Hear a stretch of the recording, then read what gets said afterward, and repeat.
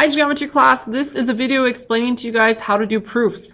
Don't get scared, they're really not that scary, especially with the worksheet that I gave you to help you along with this process. On the top of that worksheet there are some steps that I want you to go through and follow as you do proofs. I'm going to refer to these as I go through and do the example problem, and each time you do a proof, refer to these steps and make sure you're kind of following them. It'll make the process a little bit easier as you go through it. So the first thing is to copy the picture. Well, in order to copy the picture, you have to have your book. Now, I don't have a book, so up here in the corner, I have copied what is in the book for problem number 5, because we're doing problem number 5 in section 4.4. And they tell us to do a paragraph proof, but we're just doing a regular flow proof on the worksheet that we're given here. So we are given that QR is congruent to RS over here, and ST is congruent to QT.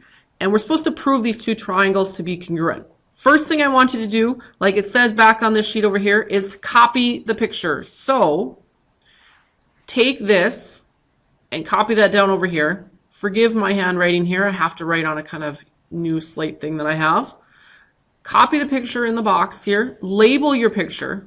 Okay, put your letters on there. You will need those. So this is Q, R, S, and T. If there's anything marked on the picture, mark that on your picture over here also if the book has it, okay? Right now, that's all the book is giving me for a picture, so I'm done with copying the picture. Step number 2, we're supposed to put the givens in the proof. If you look at what the book is giving you, they have these two given statements. I do mine a little bit different than the examples are in the book. I always write my reasons up above and then my statements down below. And always to start off with proof, the first couple reasons, or at least one of them, is given. So I'm going to write given here, and then this is my given statement, so it goes in here. QR is congruent to SR. Put that in there. Now, also a step as you go through the thing is mark things in your picture as you go. So I just wrote down that these are congruent, so I'm going to put a single mark on QR and a single mark on SR. I have another given, so I need to put that in the proof also. So given. And I have ST is congruent to QT. Just like the other one, I should mark that in my picture. So ST is down here on the bottom. I'm going to give those doubles. QT is over there on the side. All right. Now, with this, I have my givens in the proof. That's normally the beginning's good place to start doing your proof.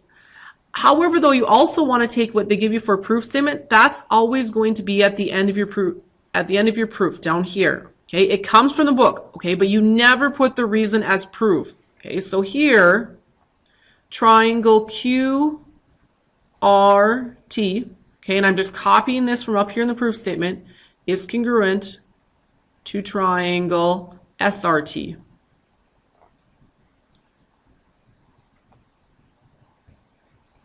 Now, up above that, I have a list of reasons. These are all the different reasons that we have learned for triangles being congruent, and even one that we haven't quite learned yet. The first part here is all parts being congruent. Now, that was from the first section on things being congruent, I believe section 4.3. That you'd have to list all the angles and all the sides being congruent, and it's just a whole lot of work, so we actually never use that reason. But it is a reason that you could have there, so I put it down there. Okay. Other shortcuts that you learn, you have side, side, side, side, angle, side, angle, side, angle, and angle, angle, side. And one more called hypotenuse leg, or we just call it HL, that we haven't gone over yet. So those are 5 possible reasons that we could use to prove these triangles being congruent. Now, looking up at my picture, I already have a pair of sides marked here and another pair marked here. That's why I put the S here and the S here. It's kind of like a hint notation and tell me, okay, I found one pair of sides here, I found another pair of sides. Knowing that, I know I probably want to do side, side, side, or side, angle, side. So these other ones are probably already out because I have 2 sides that I'm working with that they gave me. Well, I'm looking at here and I put a little call out question here. What else can be marked? Well, whatever is down the middle that's shared between the two things can be marked. So I'm going to mark that with 3 marks.